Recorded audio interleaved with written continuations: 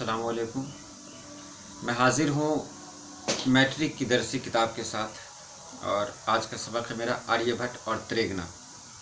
जैसा कि आपने अभी कहा है कि इस पर एक वीडियो बननी चाहिए, तो मैं नहायत ही आसान तरीक़े से आज आपको इसके बारे में बताऊँगा।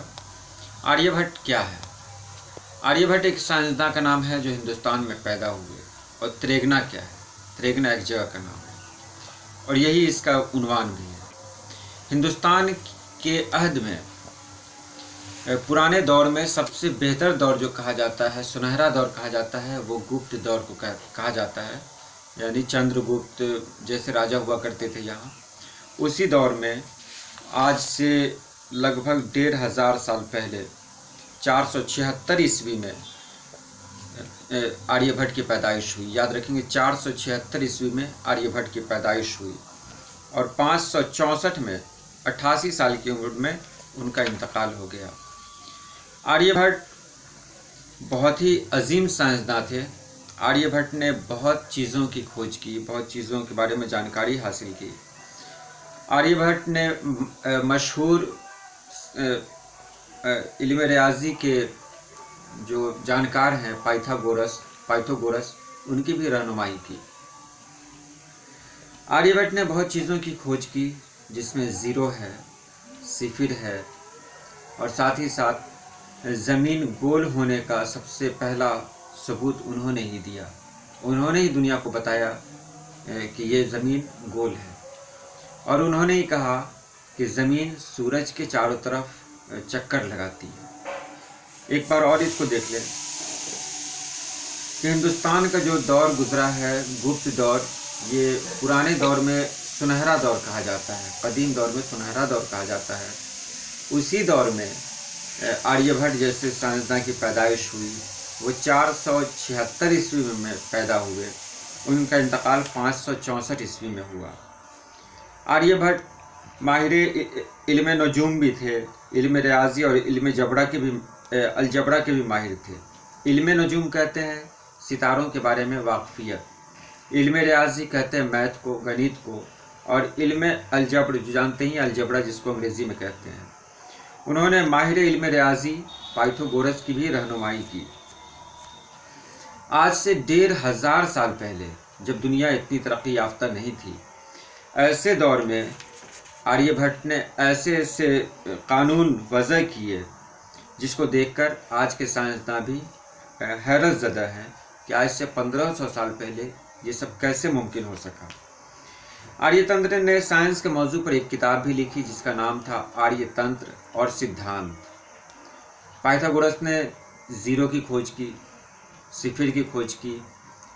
ज़ीरो और सिफिर कहते हैं, ज़ीरो तो ज़ीरो ही होता है, सिफिर कहते हैं दशमलव को, यानी पॉइंट। ये दोनों खोज आर्यभट्ट ने ही की।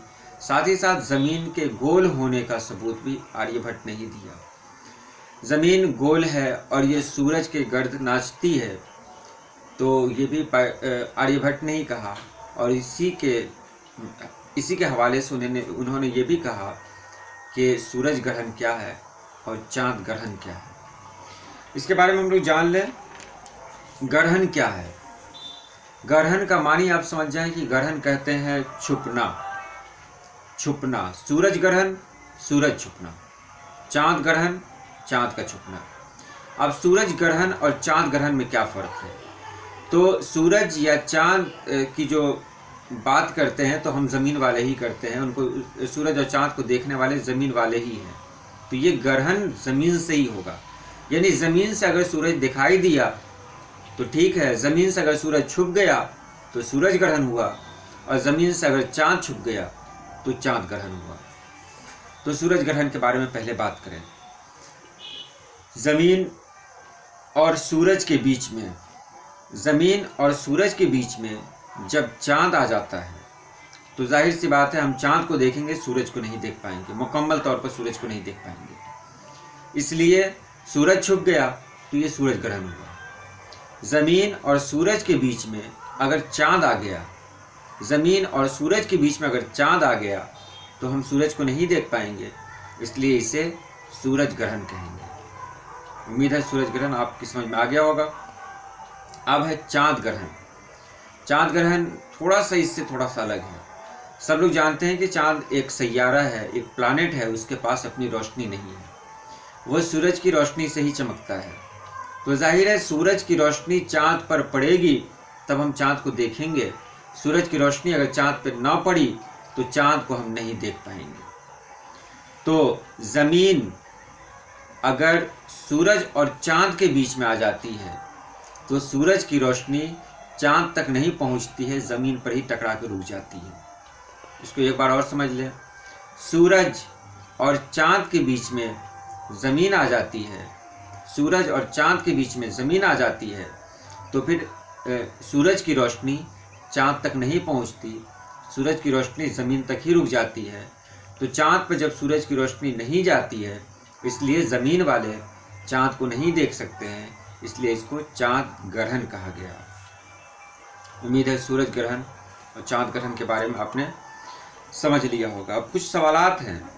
आर्यभट्ट की पैदाइश कहाँ हुई? सही जवाब है बिहार, क्योंकि ऑप्शन था बिहार, झारखंड, पटना, खगोल, तो सही था बिहार। एक मिनट, आर्यभट्ट की पैदाइश कहाँ हुई? बिहार, झारखंड, पटना, खगोल, तो सही जवाब है खगोल। याद रखें, सही जवाब है खगोल। आर्यभट्ट ने अपना तजर्बागाह कहाँ कायम किया? आर्यभट्ट ने अपना तजर्बागाह त्रिगना में कायम किया।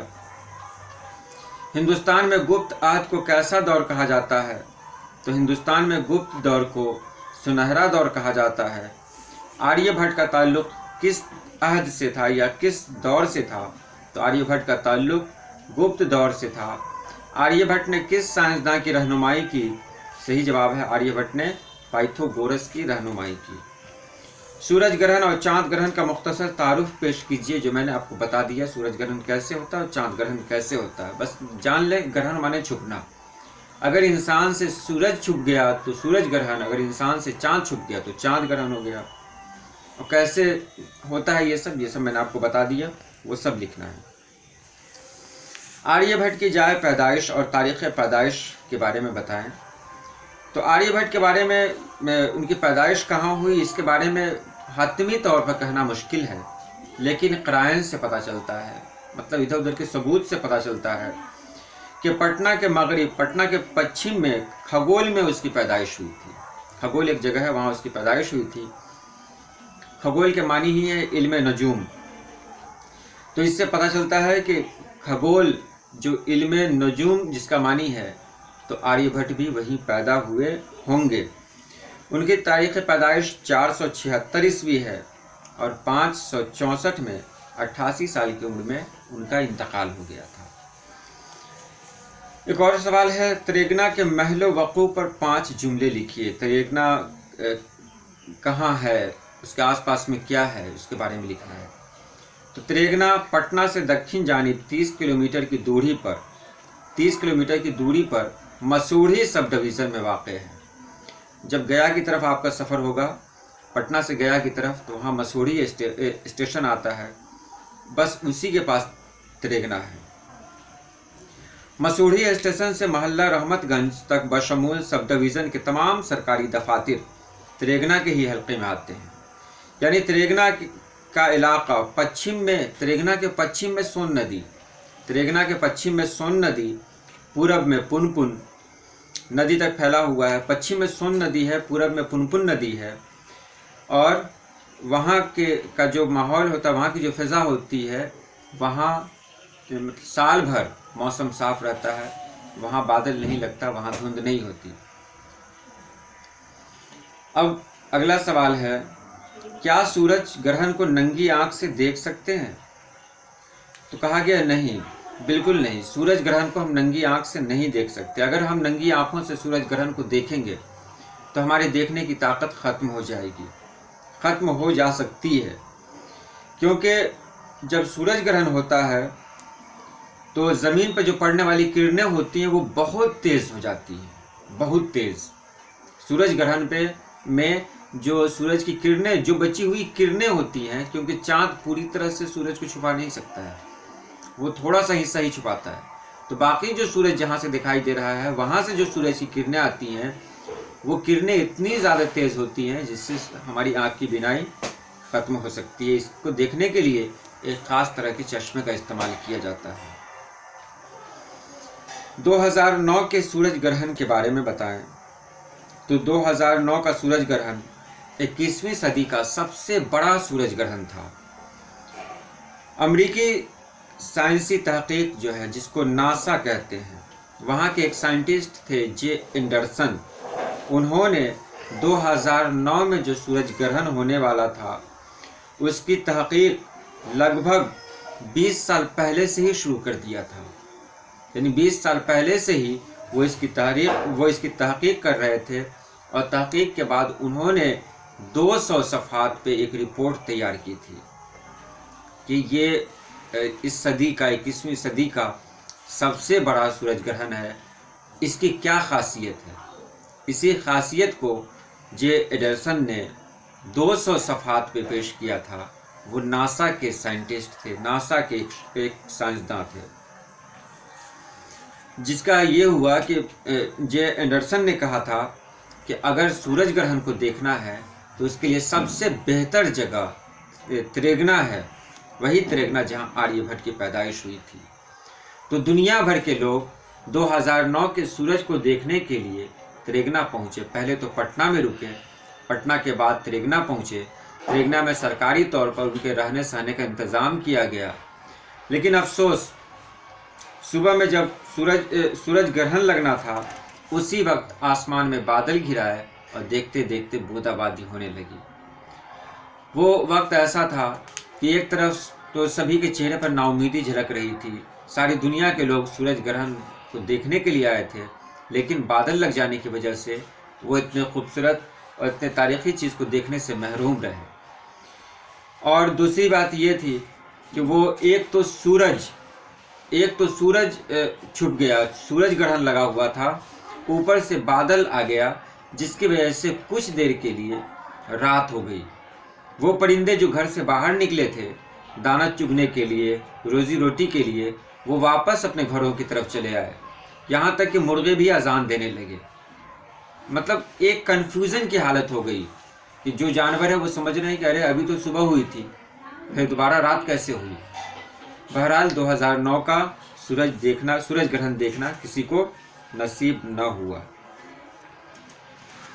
सूरज ग्रहण और चांद ग्रहण के बारे में एक सवाल है। सूरज ग्रहण और चांद ग्रहण के असबाब पर रोशनी डालें, जो मैंने पहले ही कह दिया है। आर्यभट्ट के साइंसी कारनामों का तफसीली जायज़ा लीजिए। तो आर्यभट्ट के तफसीली कारनामों के बारे में भी मैंने कह दिया कि आर्यभट्ट ने मशहूर साइंटिस्ट, मशहूर साइंसदान पाइथागोरस की रहनुमाई की थी, और साथ ही आर्यभट्ट खुद भी माहिर इल्म नजूम थे, यानी तारों के बारे में वाक़फ़ियत रखते थे। माहिर इल्म रियाजी थे, यानी मैथ के बारे में पूरी जानकारी रखते थे। माहिर इल्म अलजबड़ा थे, और साथ ही उन्होंने दुनिया में सबसे पहले ये तहक़ीक़ किया कि ये सूरज गोल है और ये ज़मीन गोल है और ये ज़मीन सूरज का चक्कर लगाती है। उनके पहले जो साइंसदान हुआ करते थे उन्होंने कहा था कि ज़मीन गोल नहीं बल्कि चपटी है, और भी बहुत अलग अलग बातें थी, लेकिन आर्यभट्ट ने ये बता दिया कि नहीं, ज़मीन गोल है और ज़मीन ही सूरज का चक्कर लगाती है। आर्यभट्ट ने ज़ीरो की दरियाफ्त की। ज़ीरो के बाद उन्होंने अशारिया यानी दशमलव की शुरुआत की, मतलब की दरियाफ्त किया, यानी खोज किया उन्होंने। ज़ीरो सबसे पहले आर्यभट्ट ने ही शुरू किया। आर्यभट्ट ने ही दरियाफ्त किया कि ज़ीरो भी कुछ है और अशारिया यानी कि दशमलव भी कुछ है। आर्यभट्ट ने एक किताब लिखी, साइंसी तहकीक में एक किताब लिखी जिसका नाम था आर्यतंत्र और आर्य सिद्धांत तंत्र। आर्य सिद्धांत तंत्र नाम से एक किताब लिखी, और वो दुनिया के पहले ऐसे साइंटिस्ट थे जिन्होंने 1500 साल पहले, आज से 1,500 साल पहले, इतनी कम सहूलतों के बावजूद भी उन्होंने ऐसी चीज़ों की खोज की जो नामुमकिन सी थी। और मेरे हिसाब से ये तो हो गया, जितने भी सवालात थे वो भी आपको बता दिए गए, और जितने जो आपका सबक था वो भी समझा दिया गया। उम्मीद है आपकी समझ में आ गया होगा। अगर फिर भी समझ में नहीं आया हो तो आप कमेंट बॉक्स में कमेंट करें, हम आपका जवाब देंगे। और फिर एक बार बता रहे हैं कि हमारा एक व्हाट्सएप ग्रुप भी है, जिसमें आप उर्दू के मुतालिक जो सवाल करना चाहते हैं सवाल कर सकते हैं, और वहाँ फौरी तौर पर जवाब दिया जाता है।